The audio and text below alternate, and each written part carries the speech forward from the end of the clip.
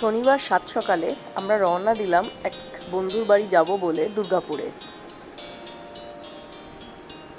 এই পুরো ট্রিপে সবথেকে ভালো যে আমাদের লেগেছে তা হচ্ছে রাস্তার ড্রাইভিং কন্ডিশন। এত ভালো রাস্তা, আমরা যেখানে আরামসে স্পিড 150-র কাছাকাছি তুলে ফেলেছিলাম। পুরো হাইওয়ে যেন খালি, হয়তো হোলির পরের দিন বলে আরও রাস্তা ফাঁকা ছিল। মাঝে আমরা শক্তিগড়ে একটা ব্রেক নিই, সকালের জল খাওয়াটা আমরা এখানেই সারি। এছাড়া কিছু মিষ্টি, শক্তিগড়ের ফেমাস ল্যাংচা, আরও কিছু মিষ্টি আমরা প্যাক করে নিয়ে যাই আমার বন্ধুর বাড়ি। যেমনটা বলেছিলাম, দেখতেই পাচ্ছেন স্পিড কত বেশি উঠেছে, কিন্তু একদম সেফ ড্রাইভিং ছিল, কারণ রাস্তা পুরো ফাঁকা ছিল।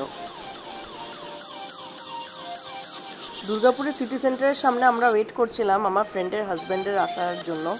রাজাদা এসে যাওয়ায় আমরা তার স্কুটি ফলো করতে করতে পৌঁছে গেলাম আমার বন্ধু পিয়ালির বাড়ি। বাড়িতে পৌঁছে শেয়ানবি আর তাথই দিদি হোলি খেলা স্টার্ট করে দেয়। শনিবার বিকেলে পিয়ালি আর রাজাদা আমাদেরকে দুর্গাপুর ঘুরতে নিয়ে বেরোয়। দুর্গাপুরে এত গাছগাছালি, এত মাঠ দেখে আমাদের তো বিশাল ভালো লাগে। রাস্তায় কোনো জ্যাম জট কিছু নেই, ইনফ্যাক্ট ওদের ট্রাফিক সিগন্যালও রাস্তায় নেই, কারণ সেরকম ট্রাফিকই হয় না, যেটা কলকাতায় আমরা ভাবতেও পারি। বিকেলে স্ন্যাক্স করার জন্য গাড়ি থামাই। এখানে একটা মাঠের মধ্যে বিভিন্ন ফুড স্টলে বিভিন্ন খাবার পাওয়া যায়। পিয়ালি যদিও বলছিল যে হোলির জন্য হয়তো নাম্বার অফ ফুড স্টলস কম, বা তাতেও আমাদের বেশ ভালো লেগেছিল। আমরা মোমো, মকটেলস অনেক কিছুই খাই এখান থেকে। রবিবার সকালবেলা আমরা বেরিয়ে পড়ি সোনাঝুরির হাটের উদ্দেশ্যে।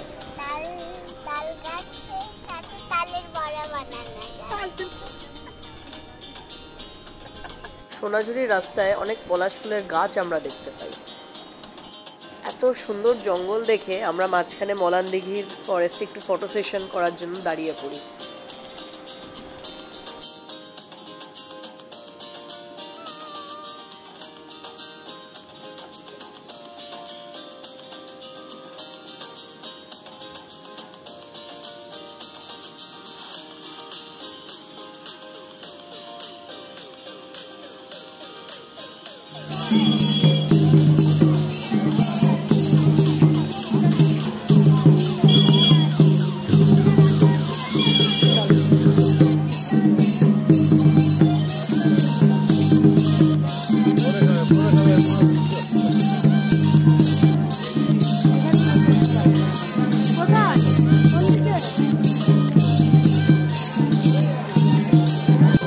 নাচের তালে পা মেলালো আমাদের নৃত্যশিল্পী।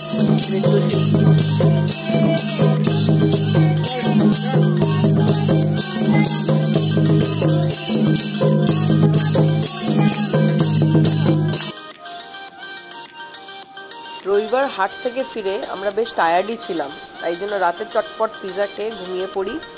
আর সোমবার সকালবেলা আমরা বেরিয়ে পড়ি কলকাতার উদ্দেশ্যে।